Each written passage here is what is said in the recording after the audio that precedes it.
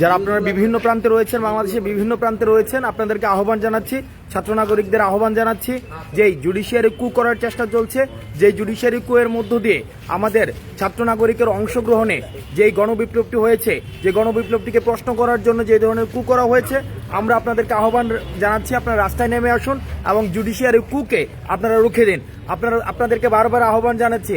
আমরা ইতিমধ্যেই প্রধান বিচারপতিকে আমরা বলেছিলাম, আমরা আলটিমেটাম দিয়েছিলাম তিনি যেন পদত্যাগ করেন, কিন্তু প্রধান বিচারপতিকে দেখেছি তিনি পদত্যাগ করেননি, বরং তিনি যে কাজটি করেছেন এক ধরনের জুডিশিয়ারি কু করার চেষ্টা করছেন। সুতরাং আমরা আমাদের এই পরাজিত শক্তিকে আমরা ছাত্র নাগরিকের অংশগ্রহণে যেই গণবিপ্লবটি হয়েছে, এই গণবিপ্লবটি এখনই শেষ হয়ে যায়নি, বরং সেটিকে রুখে দেওয়ার জন্য বারবার বিভিন্ন মহল থেকে কু করার চেষ্টা হয়েছে, মিলিটারি কু করার চেষ্টা করা হয়েছে, অ্যাডমিনিস্ট্রেটিভ কু করার চেষ্টা করা হয়েছে, এবং আমরা দেখেছি আমাদের বর্তমানে এখনও কু চলছে। এই জুডিশিয়ারি কু ভেঙে দেওয়ার জন্য আমরা সকল বিচারক যারা রয়েছে, অ্যাপিলেট ডিভিশনের বিচারক সহ যারা বিচারক রয়েছে, আমরা সকল বিচারকের পদত্যাগ আমরা দাবি করছি না, আমরা পদত্যাগে তাদেরকে বাধ্য করব।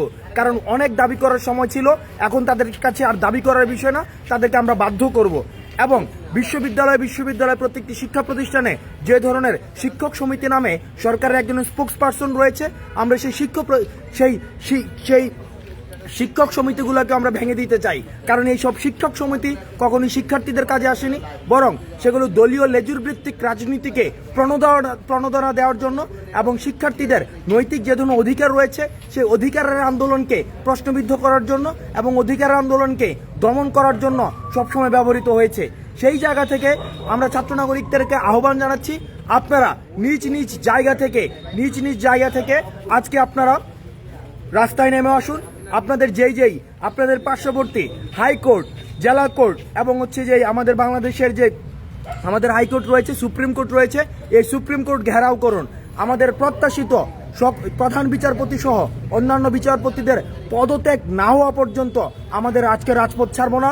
কারণ আমরা জুডিশিয়ারি কুয়ের মধ্য দিয়ে আমাদের এই যে মুগ্ধের রক্তে কেনা এবং আমরা দেখেছি সাইদের রক্তে কেনা এবং শত শহীদের রক্ত কেনা আমাদের যে দ্বিতীয় স্বাধীনতাকে বানচাল করার জন্য অপশক্তি, পরাজিত শক্তি চেষ্টা করছে। আমরা তাদেরকে প্রতিরোধ করব রাজপথে। আপনারা বাংলাদেশের জনগণ, আপনারা রাস্তায় নেমে আসুন। আমরা এই পরাজিত শক্তিকে, স্বাধীনতার যে পরাজিত শক্তিকে আমরা রাজপথে প্রতিরোধ করব।